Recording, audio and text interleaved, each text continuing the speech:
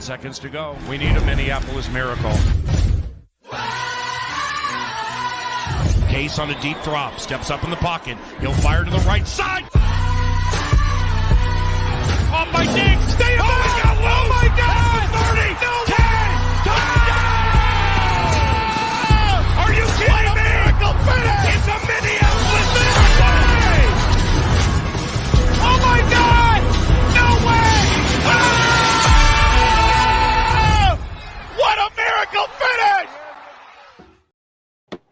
And welcome to the State of Purple podcast. It is August 25th. We are in the middle of preseason games 2 and 3 with a lot to talk about with your Minnesota Vikings. I am Aj Mansour.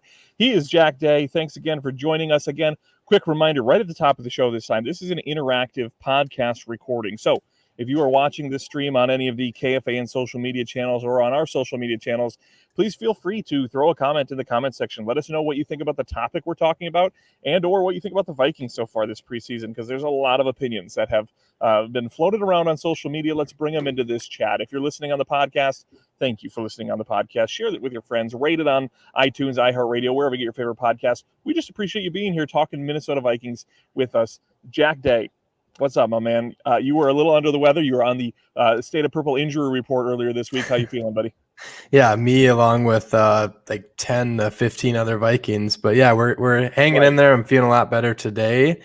I said this to you before the show. It's not COVID related, which is a good sign. So I'm excited to talk Vikings and kind of dive into this game that I was actually able to fully watch this time around, which I'm excited to actually be able to talk about the game rather than just about PFF stuff. So right. I wish I could say that it was a little bit of a better game, but maybe just a little bit of a better game. Not a whole lot to love so far as what we've seen in the preseason. We'll talk about that in a second here. But again, you know, we are getting ready for the state fair here in Minnesota. We are getting ready for back to school. And we are getting ready for Minnesota Vikings football. And with that comes the end of training camp, the beginning of preseason. Jack, like I mentioned at the beginning of the show, we are between preseason games 2 and 3. That's it. There's just 3 this year. So we have 2 preseason games under our belt. Jack, the struggles are real for the Minnesota Vikings. They are winless in the preseason. For the first time in Mike Zimmer's career, they have lost back-to-back games in the preseason. And just all around, things don't look super good. Are you concerned with the way that the Vikings have played so far, or are you tempering all the people that are losing their minds right now? I am on the side of things that I'm not as concerned as it seems like most people are. I think there's a fine line. There's people that are concerned and there's people that aren't concerned. I don't know if there's really people that are kind of living in that middle ground right now. I think it's one way or the other. And I think just going off of the second preseason game, I think it's fair to say that the defense looked good. I know Danielle Hunter had 3 sacks in practice yesterday. He didn't play, but it sounds like he's kind of getting back to his full self, which is great news for the Vikings. Still some weird injury concerns, but overall, I was really impressed with the Vikings on the defensive side of the ball. Cameron Dantzler is a name that hasn't looked great, which is kind of worrisome if we talk about the Vikings post-2021. But for 2021, Chris Boyd has looked good. He looked good against the Colts again after a good first preseason game against the Broncos. And it was fun seeing Bashaud Breeland and Michael Pierce. Those were 2 new faces that really jumped off the screen for me. Just being able to see a push up the middle in a Vikings game was huge because we didn't get to see that last year. And Bashaud Breeland, I know it was the Troy Dye pick 6, I believe. He was in on that play. He kind of had contact on the wide receiver, and he forced that interception. Bashaud Breeland is stickier in coverage than I had originally hoped for, and he has looked fantastic. I know we haven't seen him paired with Patrick Peterson yet, but I'm looking forward to seeing that cornerback tandem with how good Bashaud Breeland looked on Saturday. Yeah, you just mentioned it. We haven't seen Patrick Peterson. We haven't seen Danielle Hunter. We haven't seen Anthony Barr. We haven't seen a lot of players, Harrison Smith, both on offense and defense for this Minnesota Vikings team. So anybody who is freaking out right now, just take a deep breath. This doesn't mean that we think they're going to be great. It doesn't mean that we think they're going to be as bad as they've looked so far. But there are some concerns, Jack, when you do talk about what we have seen. One of those concerns being the lack of scoring, not yet an offensive touchdown for this Minnesota Vikings offense, whether it be the first string, second string, third string, whatever it is. The only touchdown, came at the hands of Troy Dye with a pick 6 interception in this last game. Outside of that, it's been a bunch of dink and doinks. It's been a bunch of field goals and not a whole lot of fluidity to this offense. Mike Zimmer sounds concerned, or sounded, I should say, after that game, concerned about the flow of this offense, and thought that maybe they should have some time in week 3 for the preseason, or maybe they're going to get a lot of reps in the practice this week. This is a concerning thing. This is something we've seen with this Vikings team before, with this personnel, Kirk Cousins, where they do come out of the gates a little slow. Is this a real concern, or is this a preseason concern? I think it's more of a preseason concern. I think this year finally, and I think I may have said this on a previous show, but this year finally seems like the year, and I'm not saying Vikings fans should hope that Kirk Cousins falls flat on his face week 1 against the Bengals, but the defense on this team, I think, has the potential to be the best defense. Granted, we can get into depth issues and stuff like that, but if this defense stays healthy, I think it has the possibility of being the best defense that Kirk Cousins has played or been a part of this team. When he came here in 2018, he was looked at as that missing piece. The defense didn't carry over like it was supposed to from that 2017 season into that 2018 season. And I think that it'll allow the offense to kind of have some miscues early on. The good news is I think Kirk Cousins is going to get that turned around. We haven't seen Dalvin Cook. We haven't seen Justin Jefferson, who are, I believe they were 1 and 2 on the Vikings roster in the NFL Top 100. There's a lot of debates that we can probably talk about on that, with Harrison Smith missing out on that list. But Justin Jefferson and Dalvin Cook are arguably the 2 most important players on this offense, and we haven't been able to see the offense with them out there. Interesting thing from this game, something that we would normally be talking about as worrisome, and this is not taking the left tackle position into consideration with the Darisaw injury, but the 3 highest graded players, according to PFF, from the week 2 preseason game were all the Minnesota Vikings right guards. It was Ali Udoh was the highest graded, and then I think it went Dakota Dozier was second, and then Wyatt Davis was third. I checked in at practice yesterday, wasn't out there, but I was talking to some people. I've heard great things. I've even heard the word best offensive lineman thrown in with Ezra Cleveland's name. So for the first time in a while, it seems like we're starting to get some positivity built up along the offensive line. And if you can get to like I've said this before, if they can get to an above average offensive line with the skilled position players they have in Kirk Cousins running the show at quarterback, I think this offense will be fine. I think it's going to get things turned around. They don't go up against a great defense in week 1 against Cincinnati. And I fully expect them to get things turned around. It is the biggest worry or area of concern is that left tackle spot and the fact that they're going into the 2021 season with the new offensive coordinator. But Kirk Cousins is very familiar with that, and he's done that like 6 or 7 times out of the last 7 or 8 years or so. But right now, I am not worried. If we get to week 1 and the Vikings fall flat on their face against the Cincinnati Bengals team that has Joe Burrow coming off of a knee injury where I've heard he hasn't looked like himself. He hasn't really wanted to put a ton of weight on that. He's kind of favored that leg. If they go into Cincinnati week 1 against a team that I don't think are better than the Minnesota Vikings and they somehow lose that game, then I'll be concerned. Yeah, the offensive line is probably one of those spots that there's concern there because of all the turnover and the inexperience that they have there, but the way that they've played in the preseason hasn't left people too concerned. The sacks that I saw Saturday? On Saturday night, the sacks that I saw the quarterbacks take were more so on the quarterbacks, holding onto the ball too long, not flushing the pocket, just that internal clock that we see develop, hopefully a little bit better as the season goes on, because it didn't look great on Saturday night. It was Kellen Mond. I saw it with Kirk. The offensive line did decent, in my opinion, not being an offensive line expert. They opened up some holes for the run game. They were able to protect the quarterbacks for an opportunity to at least let them go through some progressions, whether they went through it too slow or whether the wide receivers weren't open, whatever you want to say. The offensive line wasn't necessarily at fault for the poor offensive play. I guess maybe that's what I'm trying to say. So you do hear good things about Wyatt Davis. You talked about Oli Udoh. Ezra Cleveland, that's a name we've heard come up a bunch of times. I think Ben Lieber mentioned that Ezra Cleveland looked great this last weekend when he was on with the Power Trip earlier this week. So you have those guys that do pop up, that do showcase what they can do. And when there are names like that we have had big concerns about, that's good. I think we can trust that Dalvin Cook is going to be okay, whether he plays or not. I think we can trust that Justin Jefferson has talent. Hopefully Kirk can get those weapons out there and put his full package and his full, bat belt together and have all his tools to go and do the things that we've seen him do in the past. So when you have those guys that are younger, inexperienced, that are doing those things and getting good reports, that's good. That's also why I'm concerned about Christian Darrisaw and his lack of being out there, his injury situation, and the level of importance that the team did put on him to get out there. Another area of concern, Jack, that we all should have right now is the question of whether or not this Minnesota Vikings team has a backup quarterback on roster. We assumed, given what we had seen these last couple of weeks, that Kellen Mond was taking steps in the right direction. It sounded like he had a great week of practice, according to Mike Zimmerless last week. But when we get to this game on Saturday night, Jake Browning looks pretty terrible. Kellen Mond gets in there, doesn't look a whole lot better. This should have been an opportunity where Kellen Mond could have stepped up, had a decent performance, and solidified probably that backup quarterback position. We have some questions from the chat. I'm going to pull one up here too that talk about potentially bringing in a backup, a veteran backup. Blake Bortles was the name that Zach mentioned. Do you think that there's an issue?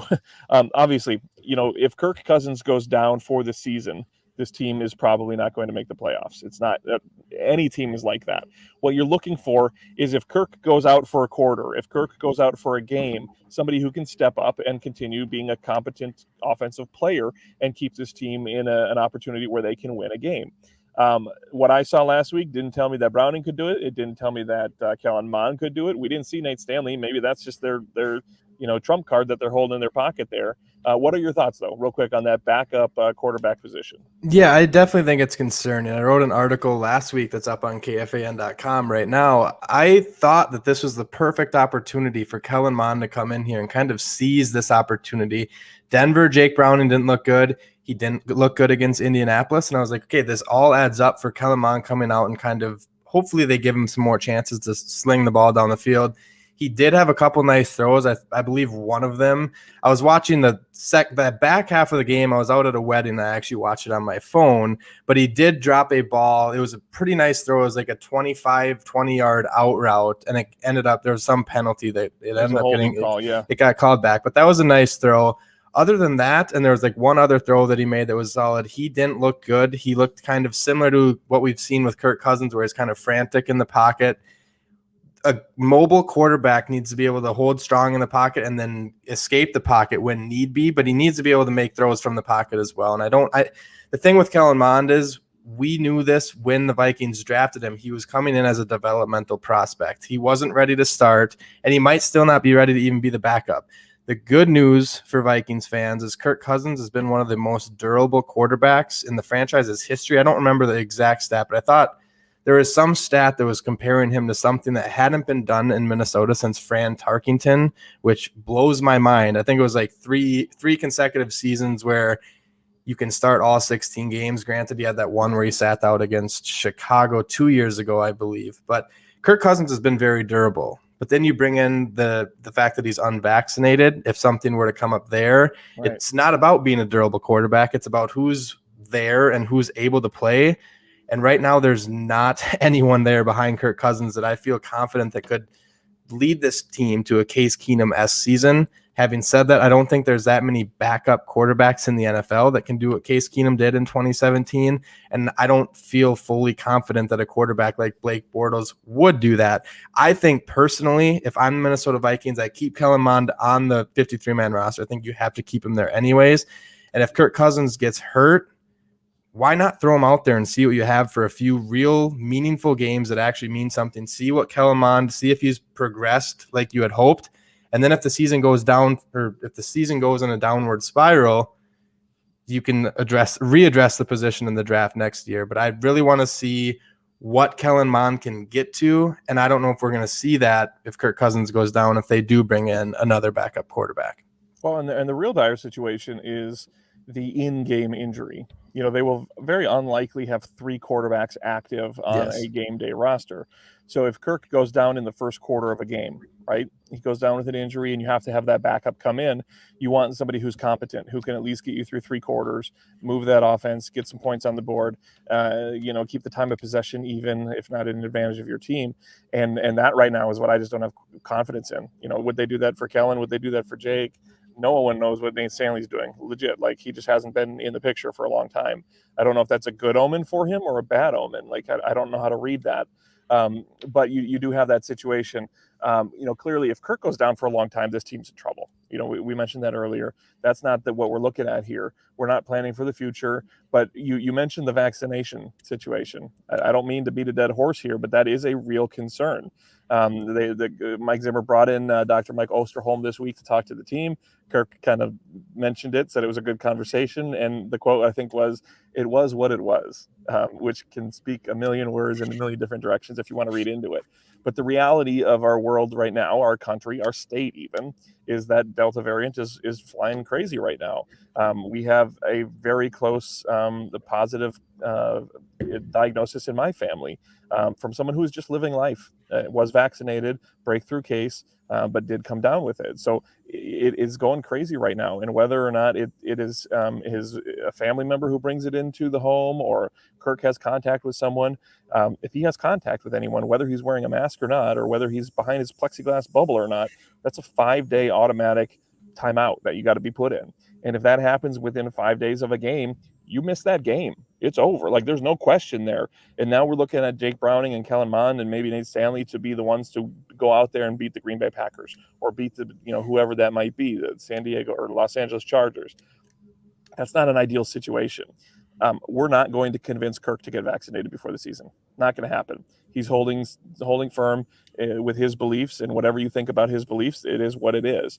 So you put your team in a weird position, though, and trying to figure out who gives the best opportunity for that team to win if you do have to go on that 5-day hiatus is a very big concern for this team. So I don't feel comfortable with it. I don't think that Mike Zimmer should feel comfortable with it. I don't think anyone feels comfortable with it right now. But it is what it is. And unless someone goes out on Friday night and really showcases and shows us something different, I don't think we're going to feel any better about this, Jack, throughout the rest of the regular season. But that is not necessarily an injury report, but let's talk injuries real quick, because there are quite a few of them on this team. I know you were rattling down some stuff. We saw in the game Adam Thielen go out with a thigh bruise. Was very worrisome at first when we saw him limp off the field and go to the trainer's table. Sounds like it's nothing to be too concerned about with just the thigh bruise there. Justin Jefferson was back at practice today without the red jersey. It was just a walkthrough, so it wasn't a full practice, but him without that red jersey is a good sign. We're not going to see him Friday. We're not going to see Thielen on Friday. Those guys are going to rest up and get healthy. I'll rifle through these real quick, and then you can jump in and kind of give me your thoughts. Normal injuries that happen this time of year. Alexander Mattison still out with an undisclosed injury. Anthony Barr still out with an undisclosed injury. Janarius Robinson, a guy that you brought up a couple times, placed on the IR. That means at least till week 3. Through week 3, he's out. I think he's actually done for the year. I think they did it. They did the designation where they did it now, and that way he doesn't have to go to waivers. But he's officially done for the year, I believe. All right. Well, that's a bummer there. Done for the year. Darisaw still out. Wangay still out. Conklin out. It just goes on and on. Bunch of little injuries there. Are these or any of these injuries stand out to you as some to be concerned about, Jack? There's one that we're going to talk about right after this that is concerning because it brings flashbacks of 2020. But the other ones, I think they're all fairly minor from what I've seen. The one that is intriguing to me is Alexander Mattison, because they did bring in former Falcons running back Ito Smith, which that could be potentially Nwango isn't progressing the way they want him to, or if Madison's injury is more serious than they're leading it on to be. Other than that, the Conklin one, I don't know what that injury is, but I'm really hopeful that he can play in week 1, because I know that there's people within that front office that are extremely excited, not only about Irv Smith Jr., but about the tandem of Irv Smith Jr. with Tyler Conklin. And I think this is a good transition to kind of jump into the more serious injury news is the Anthony Barr injury. I don't think anyone really fully knows what's going on with Anthony Barr. It hasn't really been disclosed. I think Adam Zimmer said yesterday or 2 days ago that he is not ready to say that Anthony Barr is going to be ready for week 1. And that just seems so familiar to what happened with Danielle Hunter. Granted, it doesn't sound like it's a neck injury. There was a beat reporter that said this, and I'm not remembering who it was, but I thought someone said I know Zimmer said it's not the pectoral injury that it was last year, but I heard it is a lower body injury to some extent, whatever that means. I don't know.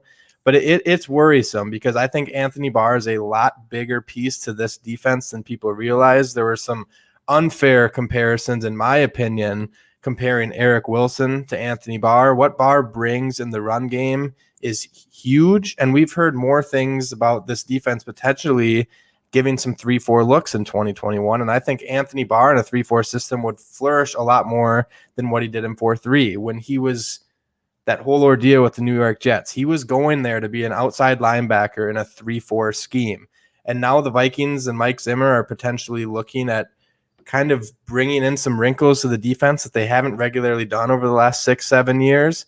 And Anthony Barr, in my opinion, would be one of the biggest pieces to that defensive scheme, along with him wearing the green dot on his helmet. He does call the plays for the defense, and losing that alone is huge for the communication, especially when you have so many new faces. I know there's a lot more of a veteran presence on this defense this year, but there's still a lot of new faces from different teams, from different schemes. And having your leader and your play caller healthy and ready to go week one is huge. And right now, we don't know if Anthony Barr is going to be ready for that game against Cincinnati. Right. I mean, no question that this defense is better with him out there.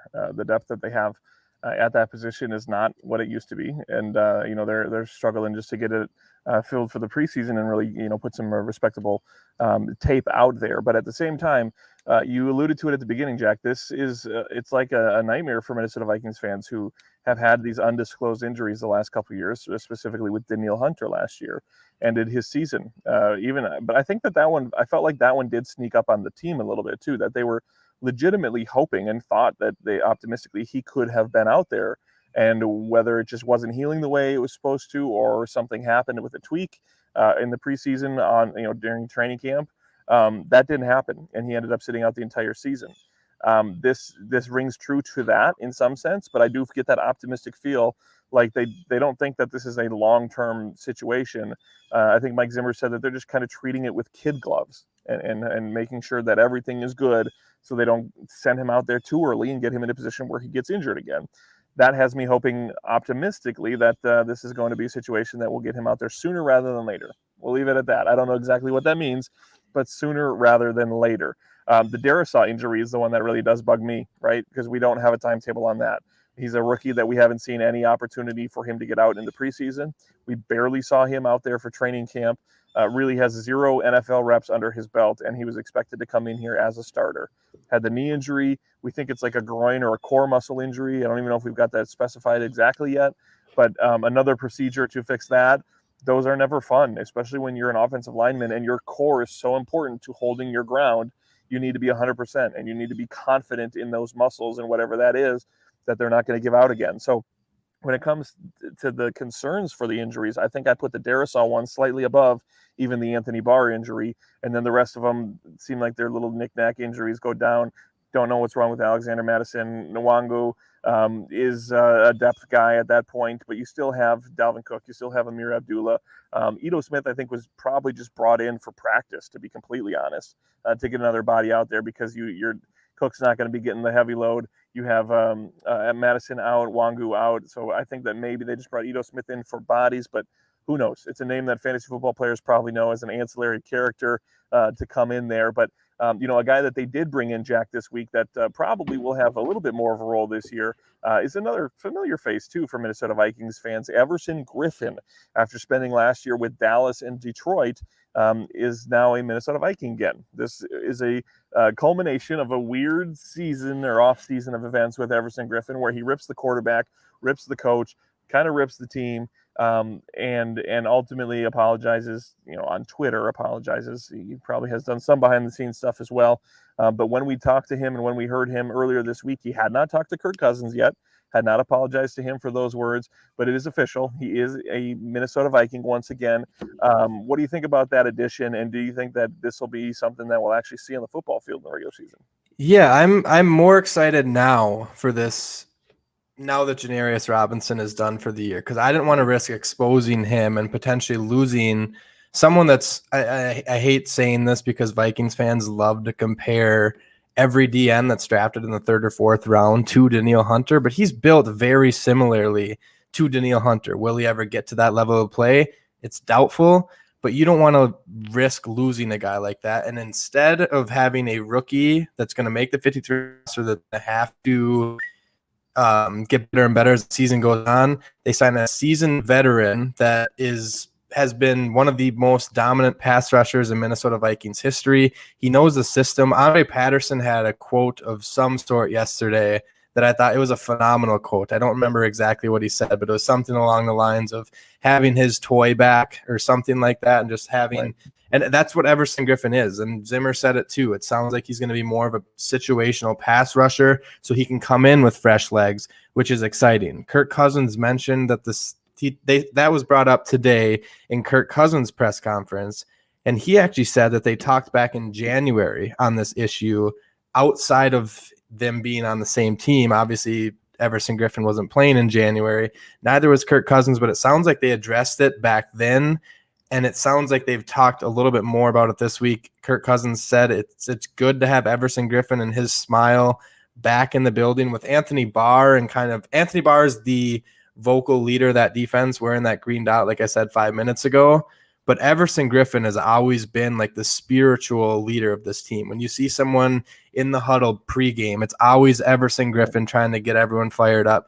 He's a huge addition. He knows a lot of faces already on this team, knows the scheme, like I said already, knows Andre Patterson's system, knows what Mike Zimmer wants from him. And I'm excited. I think we have Danielle Hunter ready to be, or Danielle Hunter sounds like he's fully ready and to go for week 1. Like I said, he had 3 sacks in practice yesterday. The interior of the defensive line has looked phenomenal when we've been able to see them. And now you have an old friend of the Minnesota Vikings back on the roster in Everson Griffen. And I think this defense is going to cause a lot of havoc across the NFL this year. And I'm looking forward to watching them kind of actually play some meaningful football here in a couple weeks. Right. It's a really, really interesting situation for me because I see potential good and potential bad with this scenario. Yes. You have a guy who went out between 2 teams and had 6 or 6.5 sacks last year. It would have led the Vikings. I mean, it's not saying a whole lot, but it would have led the Vikings. He has like 70 sacks in his career. He's obviously been there and done that. But can he continue to do that? That's the big question. Even Andre Patterson yesterday was talking about having some not reservations, but some thoughts about having to forget who Everson Griffen used to be and find out who Everson Griffen is today. We all have these great memories of Everson tormenting, the quarterbacks and getting in the backfield and jumping off sides all the time and, doing all the things that Everson used to do. But is he still that player? Last week, Chad Greenway and Ben Lieber had some interesting comments on this with the Power Trip Morning Show. And they mentioned that both of them mentioned that Everson Griffen has one of the quickest steps, and he has some of the most powerful pushes that they've ever seen in a defensive lineman. He's not overly big, he's not huge, but he's very powerful and very quick. And if he still has that push, and if he still has that jump off the line, he's going to be an asset to this football team. But does he? We have to put everything we know about him out of mind and really assess him as if he's a brand new player. And that's what they're hopefully doing this week. That's what they're hopefully going to do on this Friday night. We're going to probably see Everson out there as a depth guy, not a starter, so he'll play, but get him some real reps and really see what he can do against the Kansas City Chiefs team, probably the reserves there as well. But at the same time, one of the things that Greenway and Lieber mentioned is the flexibility that Everson gives you. I posted an article about this, kind of explaining what they were talking about and the possibility of them kind of seeing a position change come with this bringing back of Everson Griffen. And what that would look like is potentially putting him on the inside of the defensive line. Mike Zimmer, we know, likes to shuffle players in and out, especially on the defensive line, to keep fresh bodies and have fresh bodies rushing the quarterback. This falls right in line with that. They brought in Dalvin Tomlinson. They're getting Michael Pierce. They also have Sheldon Richardson. But now you have Everson Griffen, who can spell somebody on the outside or spell somebody on the inside. Gives you flexibility, almost like a utility player in baseball. You can do the inside or the outside. But remember also, the Minnesota Vikings had that game, I believe it was 2020. So the 2019 season, I think, is what it was. But January of 2020. Against the New Orleans Saints, where they completely upset the Saints, bamboozled the offense and Drew Brees by putting Danielle Hunter and Everson Griffen on the inside and rushing them from the inside and moving those guys to the outside. So he has some experience here. We've seen this. We've seen the success of this. And at the same time, he has that flexibility. So if you can give that opportunity, like you mentioned with the Robinson injury, you have a guy now that can back up both on the inside and the outside. If he is worth his weight in salt or gold or whatever you want to call it, if he looks okay, This is a great signing for this team. It seems like he's comfortable here. It seems like he's doing well mentally. It seems like he's in shape, but can he get that first step? That's the big question that they're going to try and see this Friday. Jack, we're going to close out here with one final topic. Let me get over to that next scene for the video stream. We do have that preseason game Friday against the Chiefs. It is the final preseason game.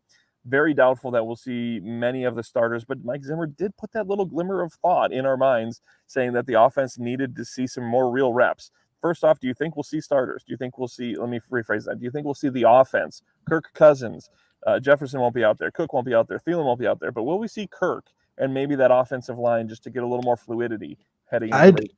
Yeah, I do think there's a chance. I think Zimmer went on this morning actually and said that he intends to play some starters, whatever that means. A lot can change from now until Friday as well. But I think you need to see more out of Kirk Cousins. I think you need to see more of the quarterback position. I think there's still a lot of roster battles going on that are going to be exciting to watch across on both sides of the ball, defense, offense.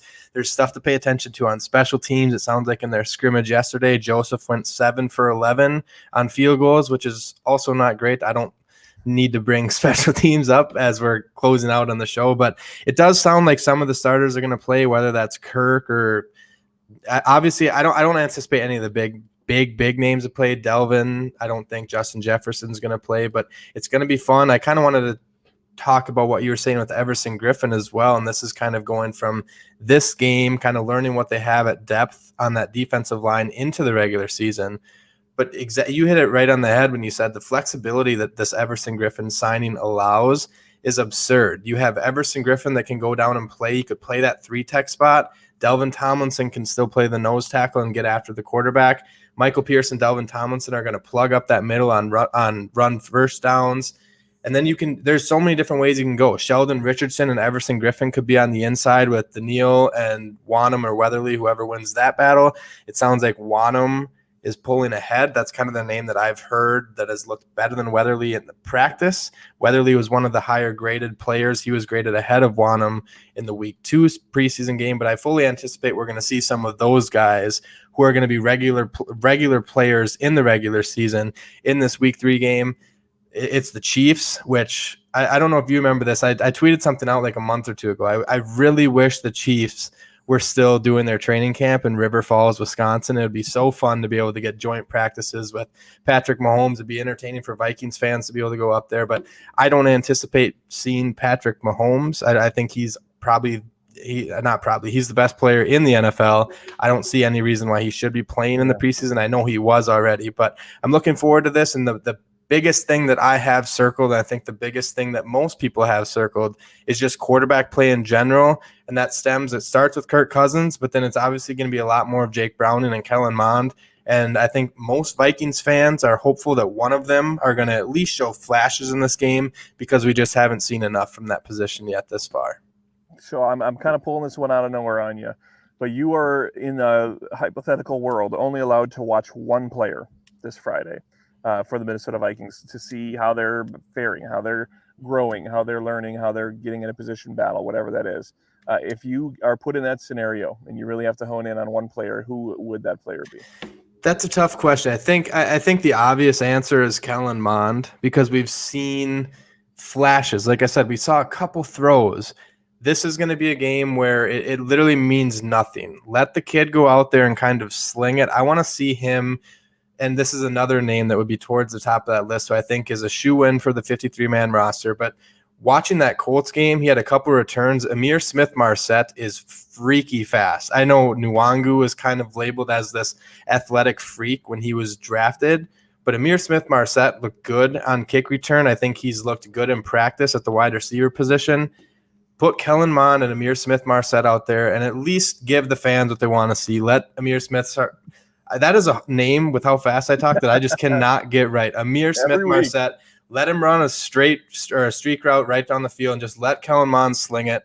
I want to see a better performance out of Kellen Mond. And at the end of the day, I still believe that Kellen Mond has an opportunity to seize that backup quarterback role, and we need to see more out of him against the 3s and 4s of the Kansas City Chiefs. Yeah, no doubt. It'll be interesting. I mean, this is The third game is now the fourth game of the preseason, but you're one shorter, so we're going to see what Zimmer's going to do, and they haven't played well. So there really is some decisions to be made about what they're going to do. I'm going to be a little busy. I don't know exactly how much of it I'll be able to watch, but I'll tape it, and we'll get back and watch the tail end of it. But at the same time, it is preseason football. It's real football, sort of, kind of. But it gets us one step closer. Then we have a week and a half, 2 weeks off until the regular season starts with that opening game against the Cincinnati Bengals. So, Jack, as I lose my voice, perfect timing, right? We'll call it a podcast for this week. I got to go get ready for the State Fair. I know you got a lot of stuff on your plate as well, but always you can find us on Twitter. You can see our handles below if you're watching that stream. If you're listening, you can find Jack on Twitter at Jack_H_day. You can find me on Twitter at AJKFAN. Let us know what you think about this team, what you know about our opinions, or what you think about our opinions, whether they're good, whether they're bad, whether you agree with them, disagree with them. It's kind of my new thing, apparently, is picking fights on Twitter. I just can't keep my mouth shut. Usually doesn't have to do with sports, but if you want to come at me, and we'll have some fun with it. For the State of Purple podcast, for Jack Day, I'm Aj Mansour. We'll catch you next week for another episode of the State of Purple podcast. 10 seconds to go. We need a Minneapolis miracle. Case on a deep drop. Steps up in the pocket. He'll fire to the right side. Off by Diggs.